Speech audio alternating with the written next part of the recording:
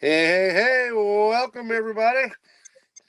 All right, good news, good news, good news. We are back for episode two. Sorry, guys, trying to figure this thing out. We're a little bit behind schedule. Looks like we're running about 5 minutes late, but we got it going on. Um, First and foremost, let me introduce you to my fellow co host, Mr. Jason Klein. What's going on, everybody?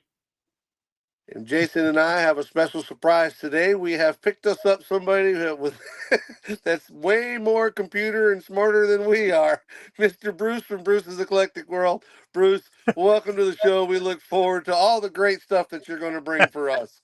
Yeah. We're going to give it a shot. There we go. I was going to say we lost him for a second. Yeah, let me prelim this game. I'm getting some weather here in Central Florida, so if we do pop in and out, guys, it's only because of the weather, and we'll try to get right back to it. But welcome again, everybody, to the AMC Live with your host, myself, Mike from Scale Model Outlaw, and Jason Klein from KRD Klein Motorcar Design, or Race Car Design. I'm sorry, Jason, Race Car Design. Close Well, enough. as you guys know, maybe you don't know, we have a very special guest today. Uh, Jason, myself, are both look up to this guy and have followed him along and have been inspired by him. And what a great guy! We love having him on the show. He's going to be our very, very first guest. You guys may have seen him from the Blue Ox Model Shop. You may have seen him from the Scale Model Car podcast. Ladies and gentlemen, we proudly give you Mr. Jason Hanscom. There What's he up, is. What's up, guys? That's quite the Wonderful. introduction, huh? Look at that. I'm getting Yeah, wow. I'm nervous. I'm a blush. Oh, blush. There it How is. are you? That's it. That's it. Welcome to the show, my friend. Congratulations for being the first guy. It's either a good thing or a bad thing, but you are definitely our first guest, and you can either accept or deny somewhat of the responsibility that is the two clowns that you see in front of you. You have been a great mentor to both myself and Jason, and we couldn't think of anybody better to have on stage the first time or have on the show with us the first time than none other than the great Jason Hanscom. And that is your street name for today. The great Wow, the JH. great. The great All right, JH. I'll take it. Thanks, guys. I appreciate you having me on. You're Absolutely. welcome. We appreciate everything you've done for us. So, Yeah, of course. Of Now, course. Jason, I'll talk about when I say met you. I have had the luxury of meeting you in person, and I bowed to your greatness, of course. But we met, had a lot of things in common, both being from the Northeast, both being Jeep guys. We were able to, text wise, we're able to hit it off pretty well and had a lot of common things in common. But I wanted to express to some of the people that might be new to the Facebook world some of the information and advice that you had given me, and maybe you could share with everybody. But you had told me to be yourself, Yes. be consistent, and be Hmm. honest. Exactly. Uh, that for me that's worked. It's pretty obvious that. I did an interview with Matt Lucasy, and he asked me straight up about where I got my different ideas from, and I would be a liar if I said I didn't. A bulk of what I'm doing, being in front of the camera like this, talking to people like talking to Hmm. the camera like it's my friend. Straight up, got that advice from you. Expunge on that. I mean, is that just something you figured out on your own, or is that something Um. somebody told you? So the way it went down was I rehearsed making my first YouTube video for a week or two, honestly. And I tried every iteration I could think of. Having the camera point at my desk, I tried it all, and it was uncomfortable for me. I felt phony. I felt like I was talking to myself when when I had the camera above me and I was, like holding a model in front of me, but you couldn't see me. Basically, I was giving you my point of view. It just didn't feel right. So I was at work one day and I was like, you know what? I'm just going to try and talk to the camera and envision that a few of my buddies walked into the room and I was talking to them like they were standing here. And that is honestly, as soon as I did that video, now I will admit the first video it was scripted because I had no idea what I was doing and I didn't want to leave certain things out, right? That was the only video that was ever scripted, by the way. So, I talked to the camera. I had the script in front of me. What I couldn't have memorized because I was nervous, I read off the paper. You can tell if you go back to that first video, you can tell it's like I am talking like this, and I really appreciate that kind of stuff. Robotic. But that was Reading from the prompter or yeah, teleprompter. exactly. That was the only one. After that, I loosened up a little bit, and it's just getting easier and easier to be myself every video I make. So, yeah, that's how I came. Well, I came up with the idea. I can't say that I came up with that idea. There's lots of people on YouTube that do it that way, and I felt more drawn to those videos. Like the videos that they're looking at me while I'm watching them makes me feel more comfortable. So Yeah, it makes sense. I mean, because that's probably where it drew me in. Is it felt like you were talking directly to me as I was watching your builds. yes, So I think that's what inspired me to even get into this whole YouTube thing and then the group build stuff. yeah. Well, that's cool. I love hearing that I've inspired people to do something. That's honestly, that's why I started doing it. I wanted to try and be part of a community, be a decent part of the community, and inspire people. And it's working. So I'm considering it a win at this point. For sure, definitely. And that's the big thing that me and Mike have always talked about, is to try and inspire people. Because to me, it's all about people, building them friendships, that camaraderie.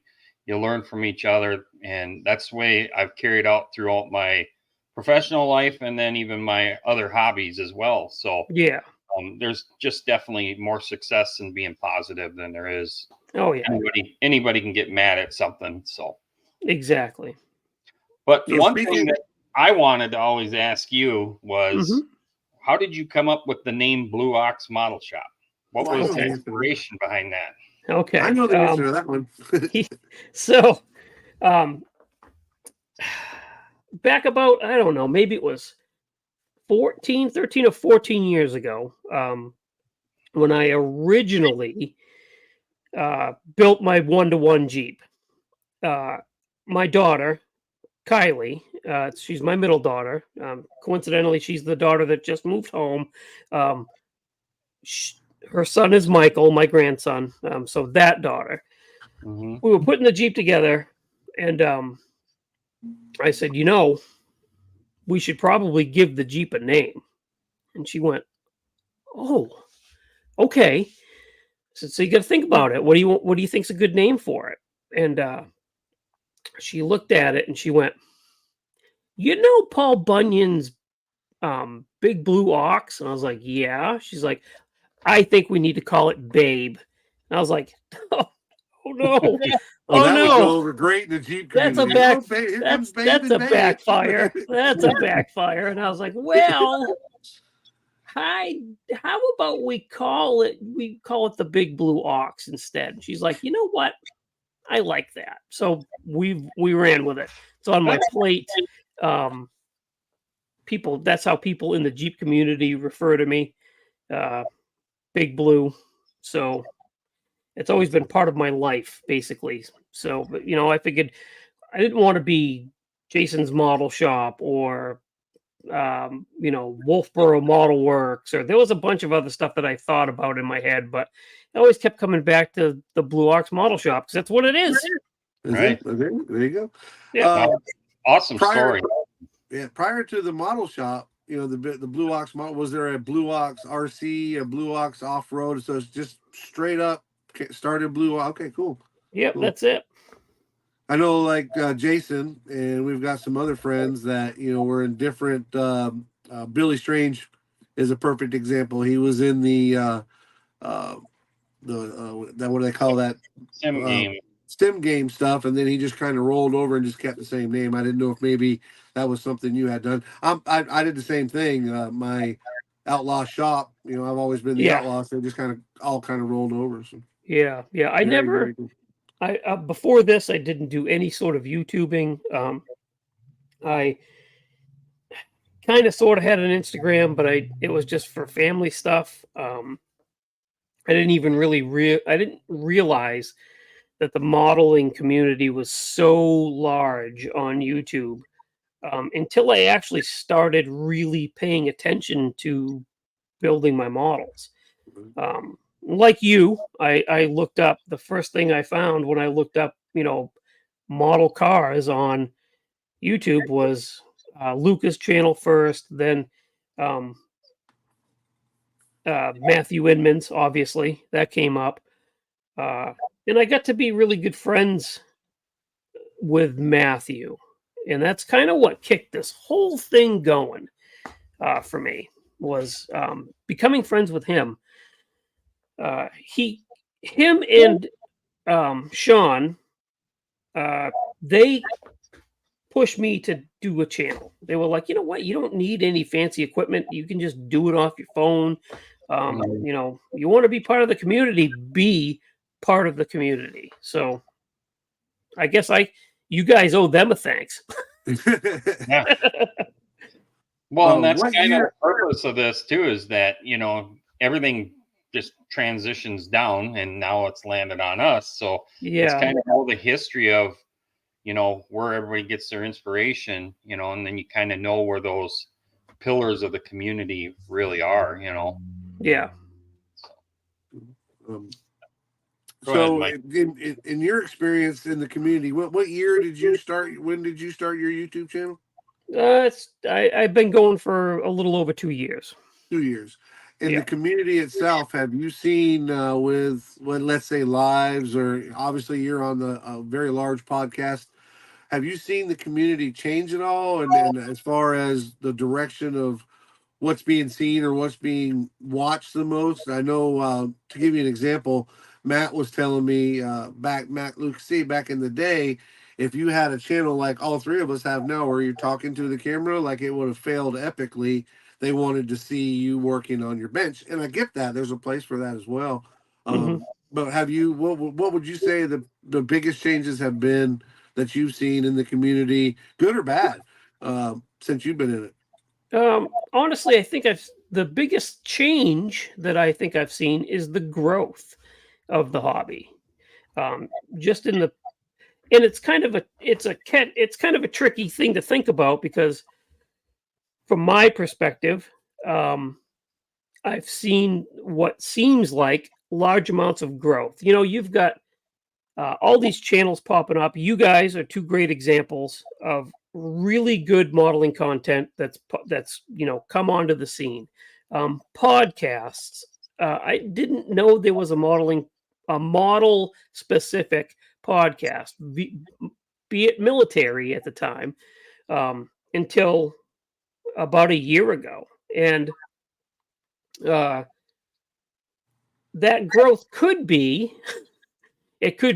legitimate growth, which I think it is, but it also could be just the way that the hobby is changing from my perspective. Because as you get bigger in the community, things are naturally going to change. It's like I've become Yep.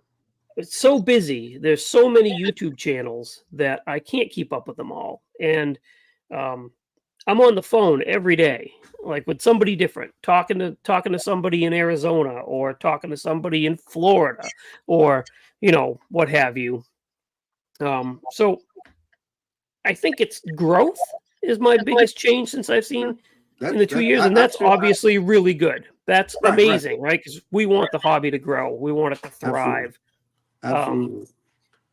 there's been a What couple of things that I've seen that I didn't necessarily prescribe to, and I'm going to be honest with you, lives I never thought that lives had a positive impact on the hobby. I just didn't. I had been in a couple, but I didn't see anything positive coming from them.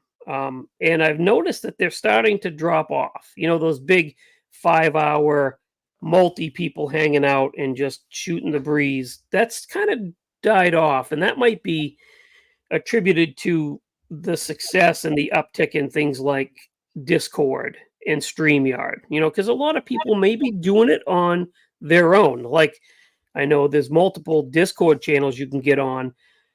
People, not just anybody can hop in. You don't have people starting trouble, stirring up stuff on those, right? Um, so I'm noticing that those kind of got really popular, and I didn't really agree with that, and I distanced myself from that stuff. I'm seeing it drop off, and I would love to see more of this type of format come back.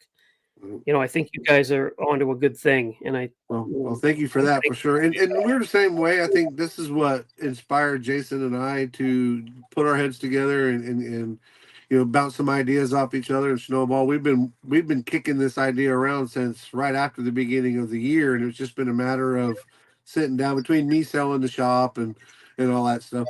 I do believe that the some of the lives, the hangout, that's great. If you can go and hang out and have a good time, and we do some of that privately, like you've been involved with, and we all have our own little private thing that we do, and that's a place to be able to vent and hang out and cuss and whatever. But I yeah, agree with you that some of them, not all of them, and even some of the ones that have been around are starting to curb some of that behavior, yeah, which is yeah, great.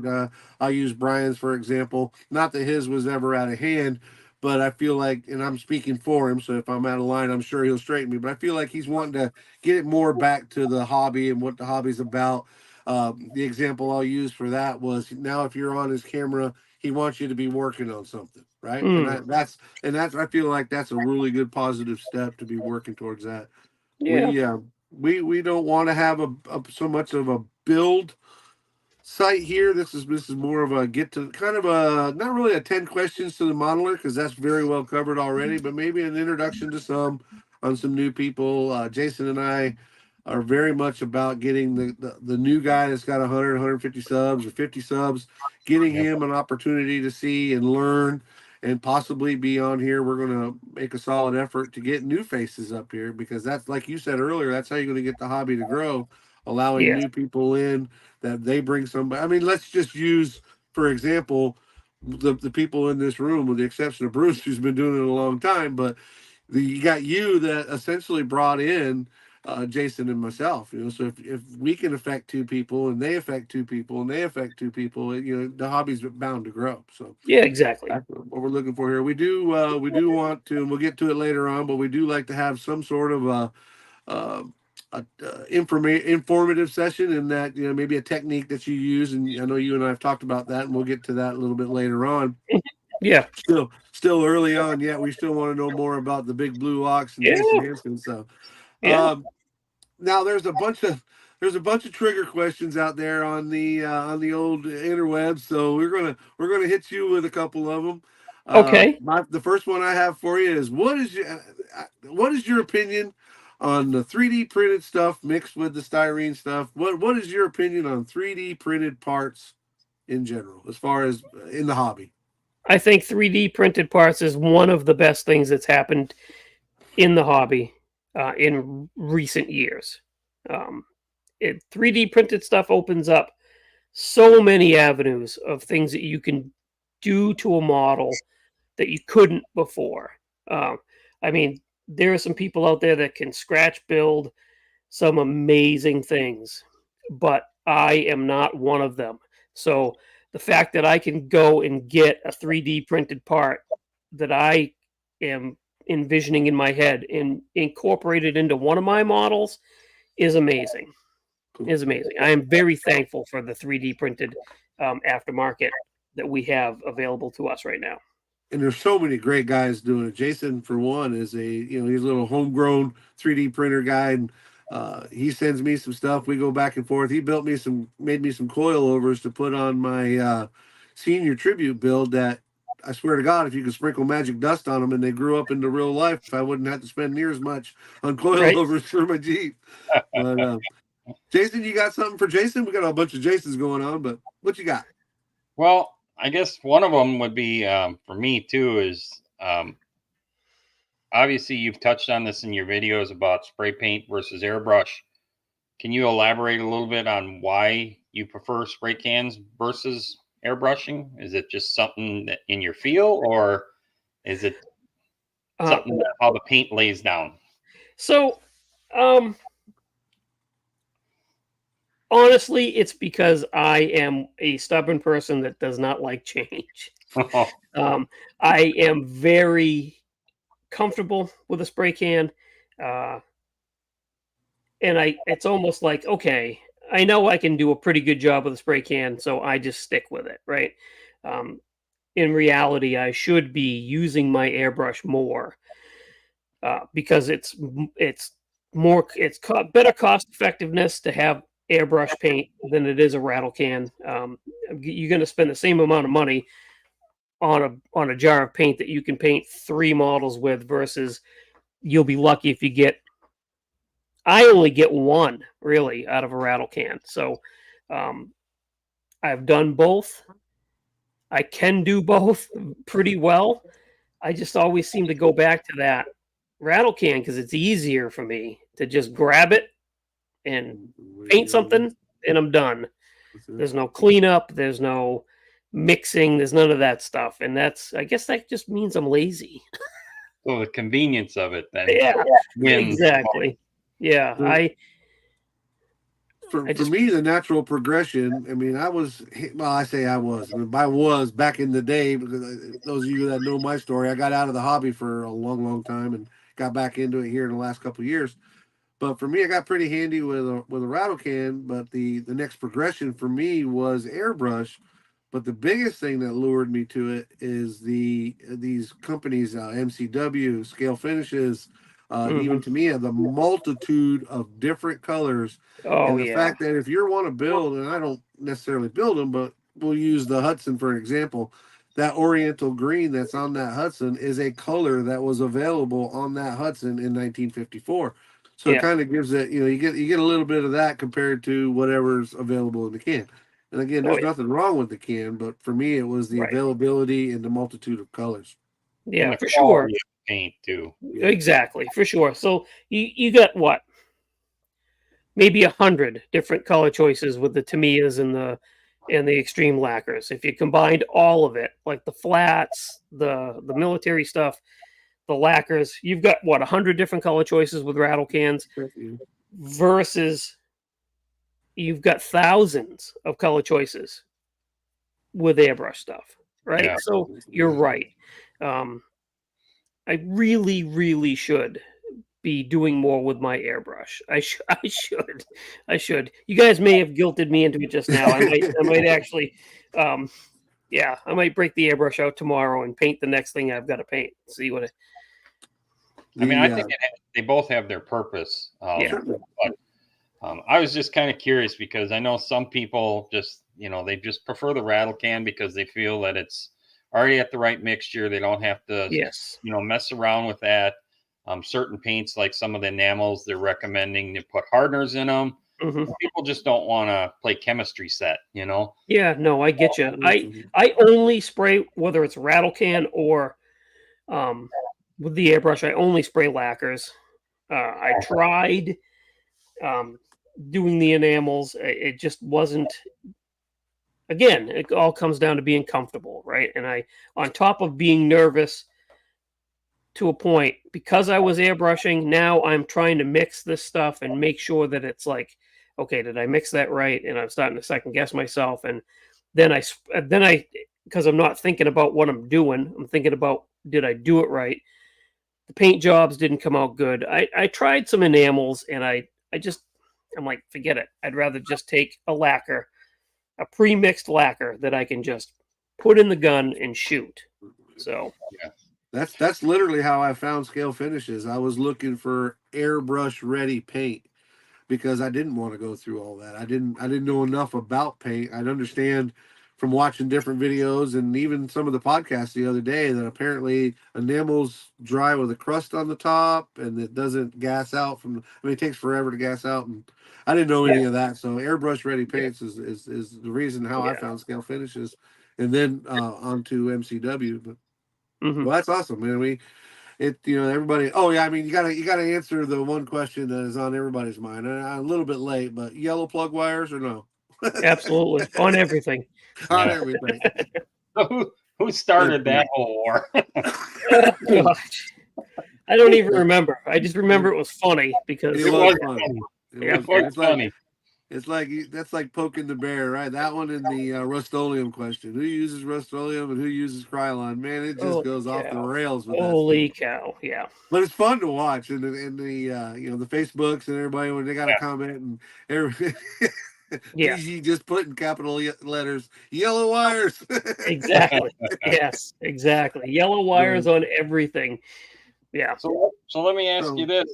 There's so many brands of kits out there, and you always hear people that say these kits suck, these kits are great. What would be, say, your top 2 brands that you like the best?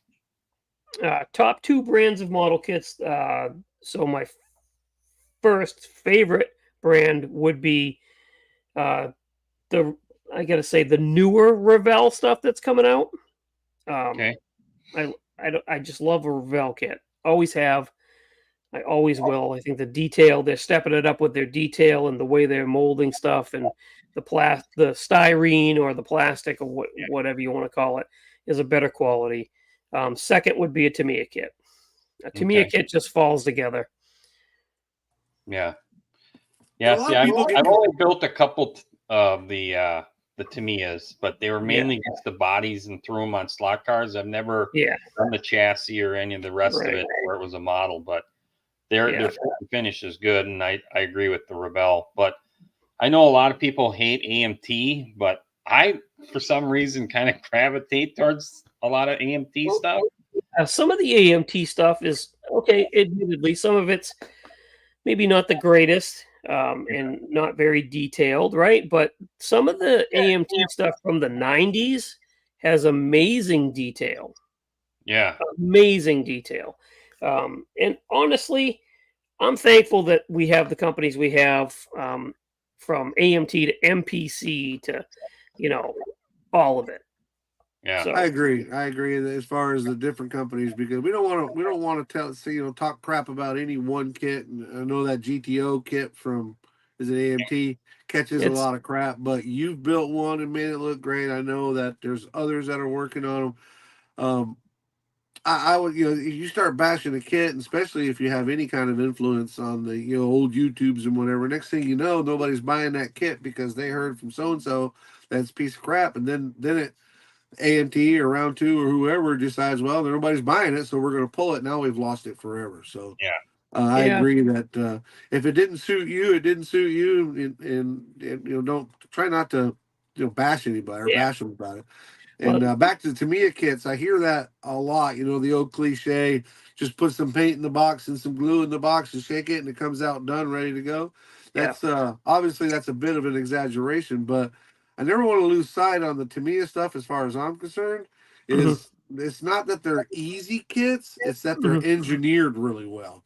And Yeah, they do have different levels. They have the level like you were talking about, Jason, where that last Porsche that I did. And you notice how I said Porsche, not Porsche. I do Thank you, Matt. appreciate that too. But that was one of those ones that was converted from a slot car body. But yet I've got the 300 Mercedes back here that is very detailed, and it Mhm, just depends on what you want to do. But they're exactly. no matter which one of the Tamiya kits you get, they're engineered very, very well. Yeah, I have Tamiya kits. I have everything from they call it a snap lock kit. Um, that's super simple. It's basically one of their like snap tight kits, right? But it looks amazing, and I have everything right up to a full detail Tamiya kit, and they just really are an amazing model company. They do so well with their molds and their details and their design and the way everything goes together. But they take a backseat to Revell. I don't know why. I love Revell kits. So Jason KRD, didn't you just pick up a Revell Porsche? yeah, that thing is top notch, man. That thing just fits together nicely. So Yeah. I'm doing the Porsche build, and it's a nice kit. I gotta give them credit. It's beautiful. Nice. The ones that I really love are the special editions with all the multiple parts in them. Yeah. I mean, they Yeah. give you a lot of options in those kits. So, Right. Now, don't get me wrong. Some of the older Revell kits are holy cow. Yeah. Like the 57 Chevy that they have that were, opening doors, trunk, Oh, hood. Their Ford pickup, I think it's a 53 or a 55 Ford pickup, same way. Everything opens, right? I built those too, and yeah, those almost didn't see the light. Yeah, I almost smashed a couple of those. Let's just be honest and blunt. I was like, I'm gonna smash this thing because it's making me so mad. So there are They had AMC us. kits that are better than that, right? Everybody's you can't really say one kit company is awful compared to the rest, even if it's an MPC. Revell came out with that Saint series back in the late '90s. The one with the Henry J in it, and then it had a Yeah. Camaro in it, and it was Yeah. like over engineered, 2-piece doors that opened, and the wheels were like 5-piece wheels, and it was way more than what it needed to be. It made it difficult to get together, but Yeah. well, they're fragile too. The door hinges yeah, stuff super fragile. all fragile on them. Right. That's it. That's it. So let's talk about some of the shows that you've been to, Jason. Where I know you're up in the Northeast, up there in New Hampshire. Mhm. What's some of the places that you've traveled to, and some of the experiences that you've had at different shows? Well, so I've been to JaxCon. I haven't traveled a lot. I'm not a big traveling kind of guy. But I have been to JaxCon. We went down there and I had the pleasure of meeting Fred Henry and Old Tom, and obviously Matthew Inman, all those guys. I'd have to say that was probably one of the best experiences I've had at a show, only because I got to meet some of the people that I really looked up to. Excuse me. And we had fun. I brought my USAC build down, put it on the table next to a bunch of other ones. That was really cool to do. Obviously, NNL East, New Jersey. That show goes without saying. It's billed as being the biggest model show on earth, I think is what they call it. And it's pretty close. It's pretty close. I was very, very close to going to that this year. You had invited me to that, and I was trying to get there, but it fell right about the time that I was starting to shut the doors down at the shop, and just couldn't get away. But I was hoping to get to that one. And JaxCon, I was there at JaxCon a year after you were there, and was fortunate enough to meet some of the same folks that you met: Old Tom, Fred Henry, which Fred's in the chat. Hey, Fred, Brian. There's a bunch of guys we got to meet, and was really happy about that. But I have found. Well, before I get to that, let me ask you the second part of the show question. When you go to a show and you carry, and I've watched some of your videos where you've been surprised and happy about bringing home some hardware. When you're building a model, or is that something that you're thinking about? Are you thinking about I should do this because it'll look good for the show, or is it just something that you want to do? Elaborate. So there are times when I build models specifically for shows, but I don't ever think, okay, I want to build this model and I want to build it this way because I want to bring home an award. That's not what I think about. I build models to bring to shows because, so we'll say NNL East this past year, one of the themes was the 75 years of the 49 Merc, right? And a very good friend of mine that's part of the Classic Plastic Model Club that I'm in, he was like, you know what, we should build Mercs and bring them because that's so I was like, yeah, you know what, I will. So that's why I built the Merc that I did. And the way I did it, I was not going there looking for accolades or attaboys. I wanted it to be the best it could be because I was putting it on the table next to my friend's build also. And the Classic Plastic Show, we do that every year. That has themes and club challenges and tribute builds. And I build something for that every year. Same thing. I don't ever build thinking, okay, boy, I'm doing a really good job on this one. This one's going to get me an award. No, I don't think that. I want it to be the best it can be because I want it to be worthy of sitting on the table next to the other builds that are there. Mm-hmm. Yeah. Yeah, I agree with that too. Yeah. Yeah. And every one of the awards you see behind me, you can ask Heather. I was literally shocked that I got every one of them. Literally shocked that I was being presented with the award because I don't see myself as an award-winning model builder. I just don't. I rattle can everything, and it's like, who's gonna bring a rattle can model to a show and win an award with that? That's my thought process. Apparently, you are. Well, sometimes I guess so. Got to be different. Now, from what I'm hearing, and like I said, we've got a friendship, so I know you a little bit. I think you're in the same boat as myself and Jason, in that we would much rather get a pat on the back from a fellow builder at a show as opposed to getting, to have a Fred Henry or a BG or a Jason Hanscom come up and say, "Hey, man, that looks really good. You did a good job on that." Yeah. I don't care if I take home a piece of cardboard after that. I've got that kind of an accolade from guys whom I respect. Oh, well, so I can tell you, so I've been working on this 66 Impala. I've done a few update videos on it. I've shown a couple people the stuff. Well, I finished it today, and I sent a picture of it to somebody that I look up to and talk to on a regular basis, somebody that's one of my mentors as well as one of my best friends in the whole world. I sent a picture to him, and he was like, "You know what, dude? That looks nice. Good job." And that was like, oh, that's awesome. To hear that from someone of his caliber, that's it. That's it. I could put that model on the shelf and never touch it again, to be honest with you. That's all it takes. That's cool. For me. That's very cool. Yeah. So how many kits have you produced? How many what?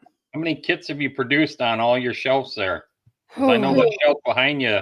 I see that every time in the video, and there's a lot of them back there. Well, so that one's kind of dwindling down. Those are the older builds before I started doing YouTube. Mike's been here. He's seen the room in person. He knows how many are here.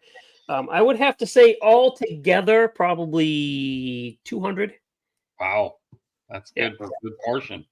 That is a bunch. Yeah, that is the thing. Now, apparently, Jason's going to New Hampshire and visiting Jason has become the mecca of YouTube modelers. Everybody. I mean, I'm in good company because I showed up and guys like BG have been there. How many people have you had invade your poor home and drive your lovely wife crazy? Well, so I've had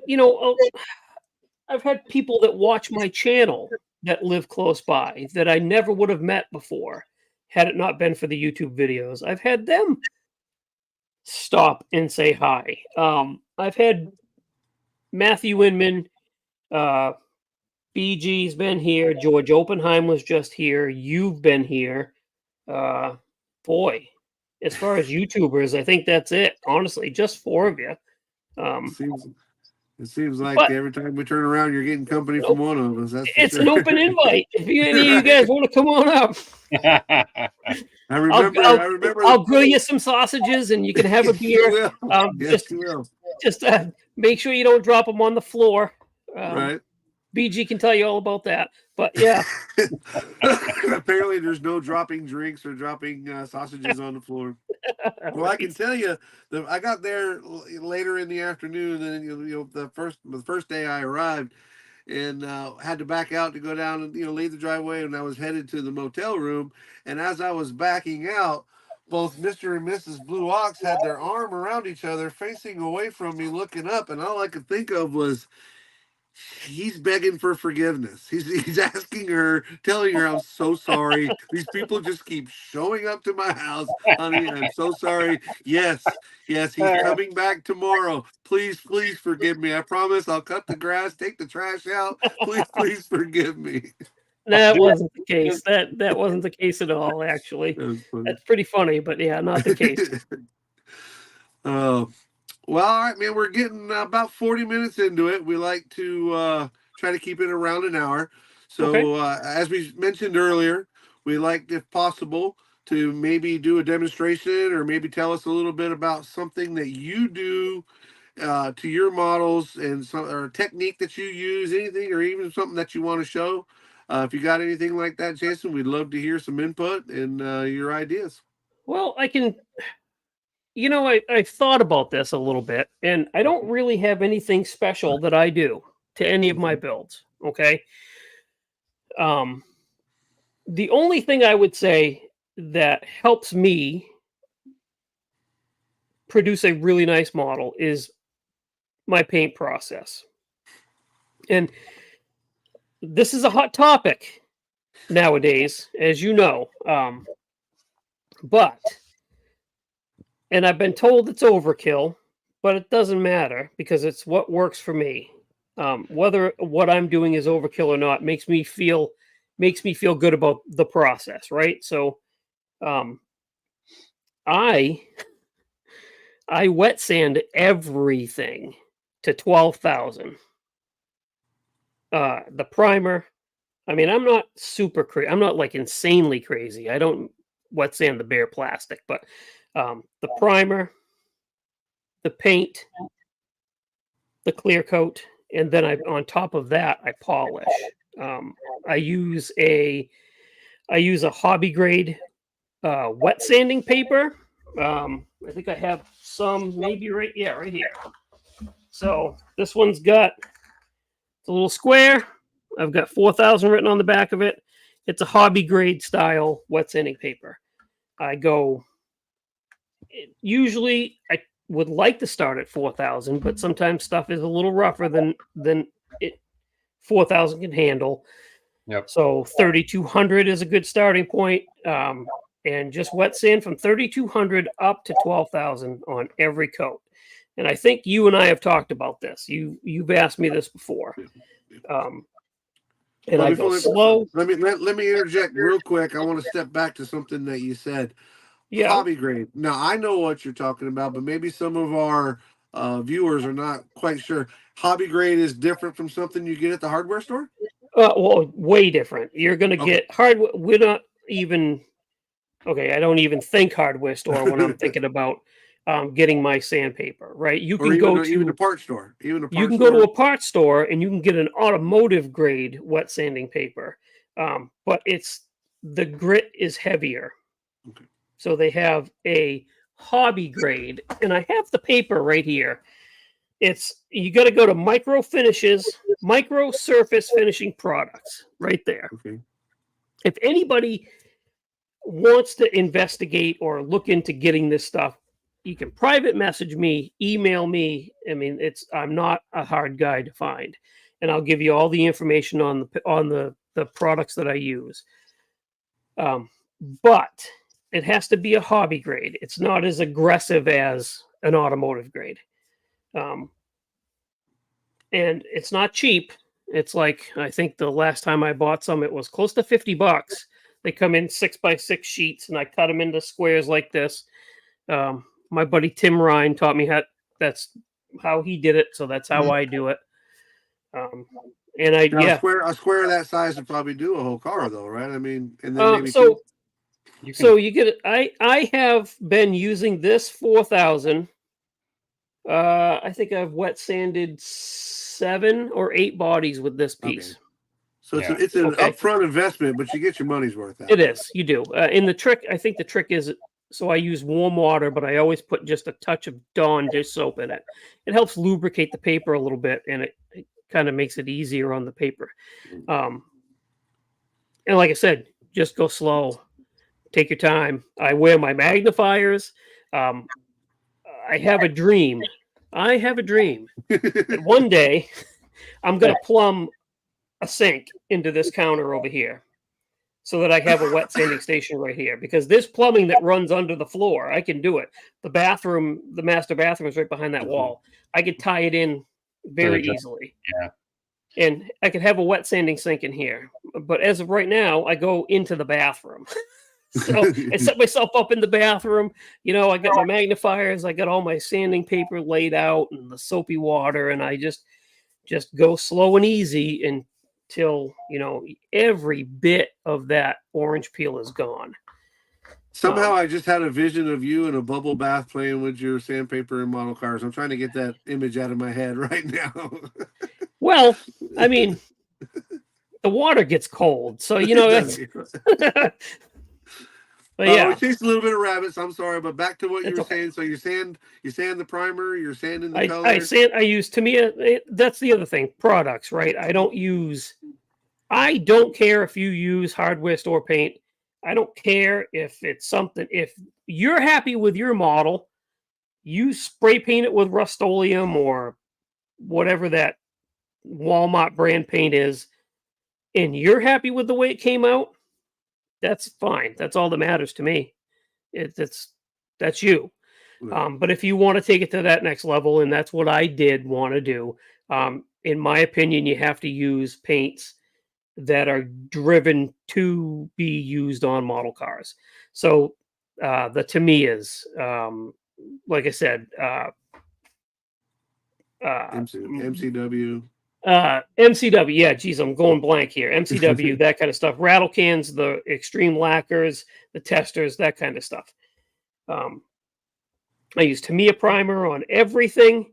That's another thing I've been told I probably shouldn't be doing, but it works for me. I use Tamiya fine surface primer under everything, even the stuff I airbrush. Wet sand it smooth. If you can wet sand your primer to the point where you think you can clear coat it and it's going to look good, you're ready to paint. And then, sweet. Yeah, I've done that to me, even with the airbrush stuff. The biggest reason that I focus on the airbrush is because I know it's next level and I needed to get better at it. You've seen from the bug to where we're at now, from the bug to the Porsche. And with your help, there's been some progress there, but it's just me trying to get better at it and go that and get the clear, the whole process, that whole process that you were just talking about. The same way with the clear coat. Tell us about how you do your clear coat to cap everything off. So basically the same way. So with the paint process, the primer, I hose it on there, wet sand it smooth, hose it on there again if I have to, wet sand it smooth. With the paint process, depends on the paint I'm using, right? But I'm going to say, let's talk about rattle cans because it's going to be more prevalent, right? More people use rattle cans. So I do light mist coats, and then I get a little bit heavier as I go until I'm done, until I feel like I've put usually 4 or 5 coats of paint. Same way with the clear. I start with light mist coats. I wait 10 to 15, sometimes 20 minutes in between coats, right? Because I've had problems with them not gassing out in time and then having solvent pop. So I tend to slow down on my clear coat. Like wait in between, and I don't think I've ever wet sanded in between coats, to be honest with you. A lot of people do that, but I haven't. I've always just laid my coats down. Some of them comes out looking like a wrinkly orange. Some of it comes out looking like glass. And that's all in where the wet sanding comes into play. If it's got a little bit of orange peel to it or some dust, you're going to get dust. I don't care what you're doing, unless you're in a clean room environment or a professional spray booth. You're gonna get dust. Yep. And that's what you do. You wet sand out the imperfections, and you're good to go. I just saw Fred in the chat say application coats depends on temperatures. Yes, I've been bit by that bug recently. The Impala I had to strip the body because it was too humid and hot when I was doing it. I shouldn't have been painting, but I was, and I was educated by my good friend Matt out in Arizona what happened was it blushed. So the clear coat, it looked cloudy and milky and yuck, right? And no matter what I did, I could not get it to come out of it, wet sanding it. So I was told, too humid, shouldn't have been painting. So yes, temperatures and humidity play a huge factor. That's another thing I've learned over this summer.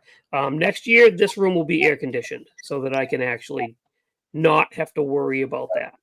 Yeah. I've got an air conditioner in here, but I've also had to go so far as to get a dehumidifier. And I mean, I live in Florida. It's 100% humidity in the wintertime. Never mind summertime. Yeah. But I didn't realize. I bought one of those little room ones. They're about so tall and so big. And literally, if I leave that thing running, it'll fill that little half a quart cup up a day, easy. Yeah. And so you don't realize it until you start extracting it out of the air, and then you start realizing it's pretty damn wet in here. But yeah. Jason, you got something for Jason? And welcome back, by the way. I don't know what happened to you. You pushed the wrong button or something. Storm here. Starting to storm. Storm. Yeah, I had to switch to my other internet. What age were you when you first started building? Very first started building? Yeah. I think I was 7. That's kind of similar to a lot of us. Yeah. Yeah. I wanted to build a model kit, and I remember the kit. It was the Monogram 69 Camaro, that really funky, misshapen, like one? white, if you want to call it white one. Yep. I sat down with my dad. I built that kit. I didn't use a stitch of paint on any of it, and I probably used an entire tube of Tester's orange glue. But I remember that like it was yesterday, and I'm gonna build that kit again. Yeah, I know. I know you are. I know you are. I had asked Jason that very same question, and ironically, that was my very first glue together by myself, without help from my brother and whatever. It was my first glue together one. And we got the same story, the one bottle of black Tester's paint that you painted the interior with and used the whole bottle, and then the whole bottle of the orange Tester's glue. Jason and I were talking about that, and it was right about the time that Ollie's repopped that kit. So I've got an OG. He and I are planning on doing a buddy build one day if we can ever get through these group builds, even though I do distinctly remember a guy at the beginning of the year telling everybody, I'm not doing as many group builds this year. Please don't be offended. Try to understand. And now look at him. He's in all the same group builds he was last year. Yeah, it's because I did hear that. Yes, you did. But I've got friends that drag me into them. So kicking and screaming the whole way. So was your father the inspiration, or I know you've said in your videos too, your cousin is a very avid model builder too, right? Yeah, I have a couple of cousins and an uncle.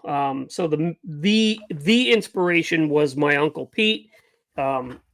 He, when I was super small, my parents would go over there. They had a card night. Every Saturday night was poker night, right? They'd go over there and play penny poker.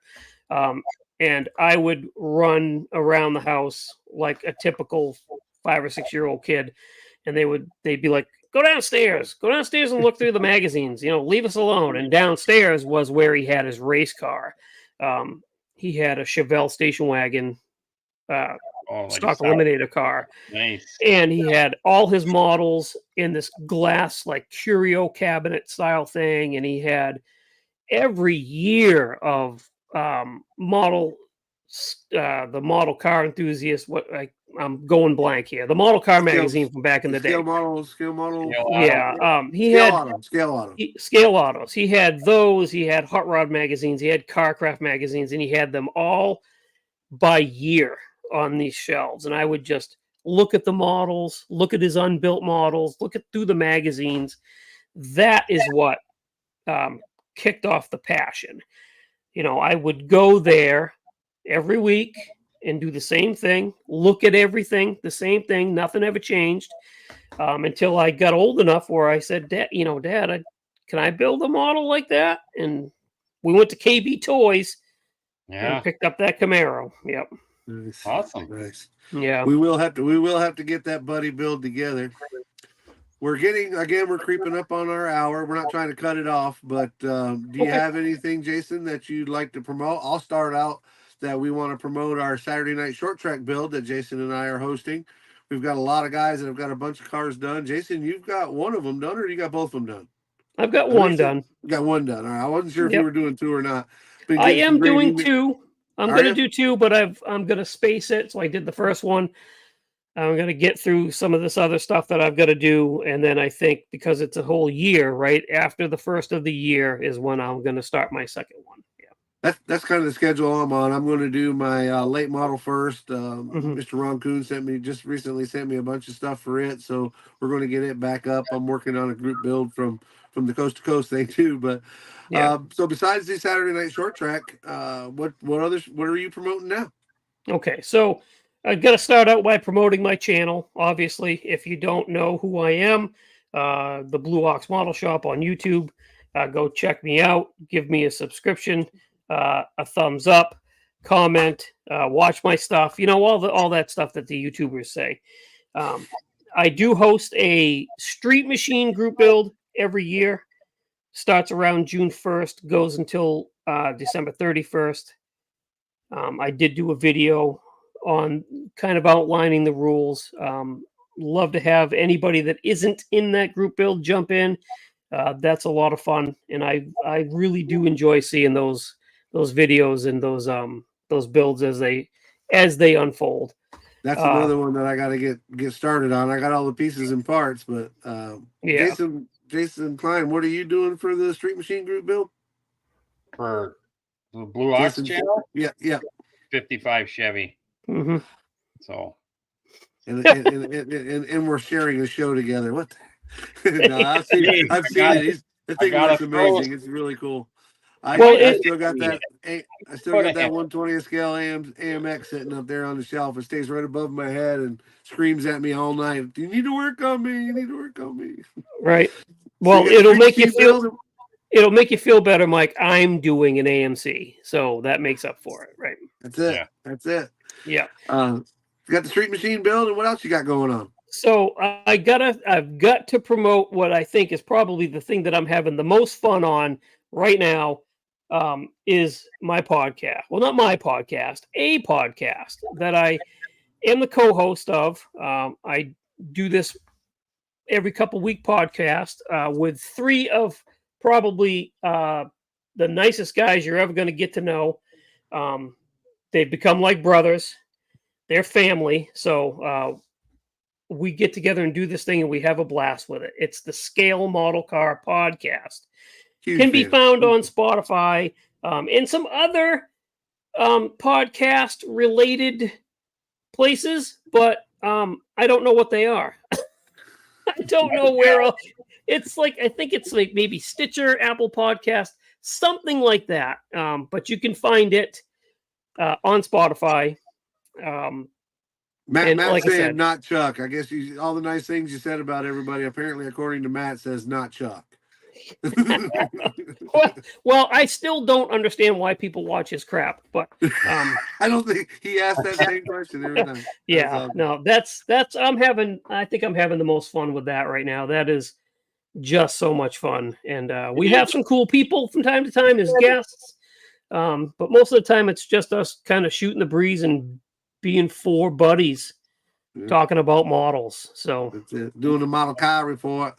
Yeah, doing the model car report. Yeah, hey, I got my one. So go check it out, everybody. Go check it out. Great show. I'm a huge fan. I've watched every episode. Love it. It's one of those ones that you can set up. I got this little holder over here. You guys heard me talk about that before. We got my little phone holder over here. I even turn it sideways and get to look at your beautiful mugs on screen while I'm building. It's great background noise or background fodder, if you will.